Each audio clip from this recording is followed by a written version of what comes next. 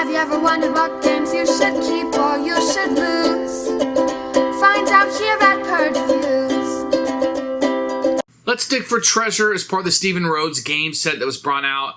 I bought a box set of that. Let's Dig for Treasure is the pressure luck game. And basically, you can just draw cards from the top of a deck, and you can stop at any point and keep what you got, or you can keep going, and there's certain ways you can bust. If 2 dirt cards come out, or if the alien card comes out, then you would bust. So it's just a very simple, flip a card and see if you bust. Is it anything special? Probably not. I've seen this game released quite a few times. Fool's Gold, I think, is one. There's a whole bunch of these pressure luck games of just kind of, hoping you don't bust. But it's a really fun game, and you're actually going to have a good time. If you don't have a ton of these in your collection, if you like the artwork, and that's the selling point here, is the artwork, you're going to have a good time with this one, and it's going to be a little fun. A little nostalgic feeling with the artwork and the Steve Rhodes, what they're doing here. So, if you're looking for a pressure luck game, this is one I can recommend. It's really fun, but if you have a ton of these, you might be, I don't know. It's one of those genres like deck building where I say, which deck builder is the best? Pick the IP you like first, and then, look for that game. Do you like superheroes? Great. You want Legendary or DC? You don't care about the theme? Maybe Dominion. It's kind of the same thing with pressure luck, Do you want something like Ink and Gold? Do you want something like, Let's Dig for Treasure? Do you like that artwork? What's going to be most appealing for you? The game works. Very fun. Very simple.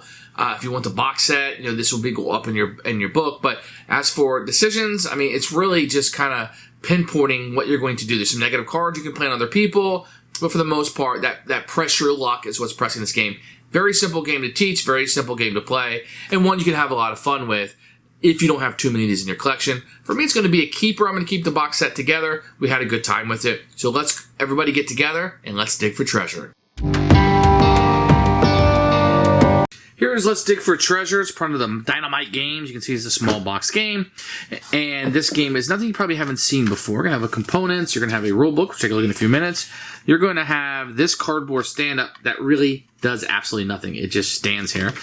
And then you're going to have some cards. This is all that you're going to have in here is a bunch of deck of cards. The cards are pretty good. They have a linen finish, but they are black, so you can already see. I played this just a few times, but they are rounded. And the artwork is that, I think it's called Steve Rhodes kind of artwork or whatever, but it does have a lot of charm to it. Seeing pictures, and they're kind of played for humor. Like they found a wedding dress, the treasure map, you can see the skeletons over here. So it's all played for that. So the artwork is very good, very cute. You can see the points that are worth and kind of what each card does. So that's what you're going to get inside the box. Here's the rule book. You can see a picture from the front of it. You're going to have an overview with the rules and a picture of setup. These games are super simple. They come in the series. Some clarifications for each of the cards and a variant if you want some of that and a full card list. You probably need about 3 to 5 minutes to read this and you'll be up and running. I really didn't have any questions once I started playing. The game is very easy. You're going to have 3 decks. You're going to shuffle up the cards and make 3 decks. And you can pick any one of the 3 decks and dig a card out. And you have Wedding Ring. If you stop, take this card, it goes in your scoring pile face down, which nobody else can look at, and you score 10. If you don't want to stop, you can just put it down and draw another card. I got Worms. Worms it's an okay card. It's worth 1, but if you get 2 of these on a turn, you would bust. So once again, I could stop, take these cards and score them, or press my luck, and I can pick from any of the draw piles.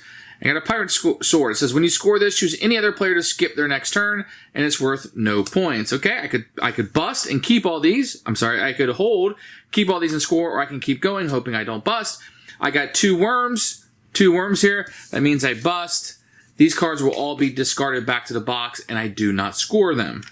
So you can bust if the 2 worms come up, or here's dirt, just worth 1 point, or if an evil skeleton comes up, then you bust immediately. So 2 worms or this, and then this would come out into the discard pile. Now any cards, let's say you're on a turn where you didn't bust.